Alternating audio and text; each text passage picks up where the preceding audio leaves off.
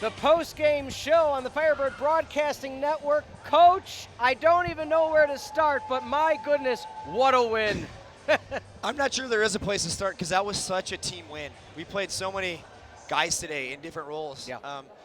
Justin Jurdak coming off the bench with a great float serve, scoring a bunch of points for us. Ryan Cholowinski off the bench, big block in set 5. Yeah. Massive block in set 5. And then Joe Kolwitz off the bench, ace to win it. Yeah. You know, that's how you win national championships. Yep. That kind of effort, that kind of fight, in that kind of production across the entire roster. Like, there's so many guys trying to create so many advantages for us. And they're all ready. They're ready to go make plays, and I couldn't be more proud of those guys. In team wins, right? God, gotta love it. It was a lot of fun tonight. I look at set 4, and the reason I say that is it was quiet. Yeah, Sets 1 for was sure. loud, sets 2 was loud, set 3 was loud, set 4 got quiet, and I kept saying on the broadcast, although Carthage has a 2-point lead, NYU's a great squad. Yep. They found their way back. What did you talk about after set 4 to get ready for set 5? I mean, we were just making aggressive errors, and that's the problem. Yeah. Bye, Julie. we just made a bunch of aggressive errors, and so, you know, you have to try to dictate play to win national championships on your side of the court. Sure. And I didn't really think any of those errors were, like, bad errors. We just were aggressive and missed. And Mitch actually takes a great swing on 2 late in set 5 into the top of the tape, and that's a great, great play. And so if we try those things, we stay aggressive, by the time April rolls around, those are going to go down. We're going to score those points. And there were errors here tonight, but we didn't give up. We kept battling. That was the message, right? Like, we are still dictating play. Yeah. We just got to keep staying on top of it and continue to play Carthage volleyball, and the match will come to us. I said it was one of the most unique games I've called in my almost 20 years of calling volleyball. One of the reasons is a lot of communication with the refs on both teams. Kind of talk us through what was happening there. Was it rotational questions, if you don't mind my asking? Yeah, so NYU was kind of struggling in their rotation, so they got a couple out of rotation calls when their opposite and their setters weren't standing in the right spaces. You know, it got a little chippy between the cross the court, and I think there were a lot of tight calls in the lines. Very close. And I think the line judges had to make some tight calls that could have gone either way. And I think both teams were maybe a little upset with those calls that we thought were opposite. And so that, you know, refs are human. They make good calls, they make bad calls. There were men's volleyball is so fast. The ball is moving so fast. Yeah. You can't blame them for trying to make a call and doing the right stuff. So, you know, as that match wore on, we were just trying to figure out exactly where we were in terms of those calls. But yeah, it's just the out of rotation calls and then kind of some talk through the net that needs to go away so we can win a national championship. Sure. Talk me through your strategy at timeouts. What I was saying during the call is, it seems to me you're more traditional. Hey, they get a little bit of momentum, let's call a timeout and stop it. Is that the mindset that you took tonight at least? Yeah, I think, like, I like to let the guys play a little bit. I think traditionally I'm taking a timeout maybe a little bit later than most people will, kind of let the run go. Just trying to hope we can save one for late and really get a timeout in a big impactful moment late in a set.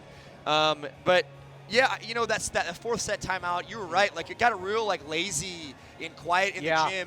And I was waiting for them to score a point to call a timeout because we're kind of going back and forth in that laziness and the quietness. Yeah. And finally they scored a point, we called a timeout. And again, we made aggressive errors. If we're going to make aggressive errers, smart, aggressive plays, we'll live with those. And in the fifth set, they went down for us. So, I think I'm traditionally maybe letting our guys play a little longer. Sure. You know, I tell them all the time they got to trust each other. They got to trust the system. And I got to trust them to get us out of some runs sometimes. Talk me through how you coach the team service ace versus service error. And the reason I say that is it's not as simple as, well, just keep swinging. But at the same time, a lot of teams I've called, when you get to that 15, 20 mark of service errors, you get hesitant, you get reserved, and that causes more errors. Your team kept swinging, and they kept dropping when they needed to. And it paid off late. David with the big ace and Joe with the big ace late. That literally won us the match, 15-11, right? Those 2 points changed the momentum and win a match for us. So you got to stay aggressive. When you have, you know, we got guys, you got to let them go be guys. Yeah. You don't want to take the reins and pull them back. You got to let them go be aggressive and hit the crap out of the ball. So, no, you got to let your guys go hit serves. We got Justin Jurdot in there to serve for Kyle Radecki. To get one more float serve in. So, yeah, we were making too many errors, I thought. So, the adjustment there was to get Justin in for a float serve, a little more controlled serve. Sure. And Kyle was making a little too many errors, wasn't scoring enough. So, we did make a slight adjustment there with our server to try to put more balls in play.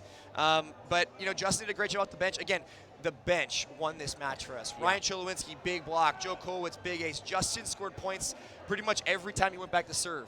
And it's those guys that win you matches. Yeah. and I'm so proud of how they're ready to step up for a big moment. Zach Boltice, first match back. Yes. He played out of his mind today. We need to get him more balls. We just flat out got to get him more balls. He's the best middle hitter in the country. We got to get him more balls. But he played out of his mind in his first match back. I'm so proud of that kid. G. McNulty, we changed the offense with more of the gap as the match went on, and he started finding the middles there to get us going. So that's a gritty win by us. We dug so many balls. We blocked 11 balls tonight. Yeah. We keep telling the guys, defense wins. Our offense wasn't great tonight, but the defense was so elite tonight we stayed in it, and we made some plays late. How do you keep the momentum going forward now? Because, again, number 15 ranked preseason versus number 1, it lived up to those expectations. How do you keep that winning strategy? Yeah, it's harder on the road, right? So we got to get on the bus and drive 5 hours to Ohio next weekend, and that's going to be really, really tough for us. We're hoping to get Carter Schmidt back at some point to really kind of give our offense a lift. You got to. We are so close to being connecting offensively, right? And we're not even at our highest level of volleyball. I thought NYU was kind of the same space. Like our offenses weren't clicking, right? And if our offense can click with that level of defense, boy, are we going to be scary. And then we get Carter Schmidt back, it's going to be wild. We're just such a talented team with our offense. We just got to continue to work on that connection piece and the effort in the backcourt, the effort in the front court, the block balls and dig balls. Jack McDonald today had a career day defensively. Oh, absolutely. Only his second or third week playing libero in his entire life. Yeah. He's played outside the rest of his life. And he's sticking in there and digging balls with his chest and arms and diving all over the place. Great serve receive. That's another kid, man. We put him in a really, really tough spot this year. Late in the fall to transition him to libero and see if he could do it. That's not easy to play a new position. No. And he's made that transition seamlessly here, and he's getting better every single day. And I'm so proud of the work he puts in the practice gym, but in reps, in the weight room. That kid's a winner, and that's what we love to have in our program, just winners. Yeah. Well, Coach, I'm going to have to come to one of these practices one day and see how you operate. It's awesome. Shoe game. You said you were bringing the heat tonight. Yeah, these are the real ones. These are the real ones right here. I think the shoes helped, maybe a point or two at the end. We'll get a coach's point every once in a while from him, for sure. I love it. Coach, congratulations. We'll see you in a few days. Thanks, man. Go Firebirds. Right. Outstanding win, Coach Kieckhefer. We could have talked for an hour after that one. But my goodness, a win atop of all wins. Number 1 takes out number 15.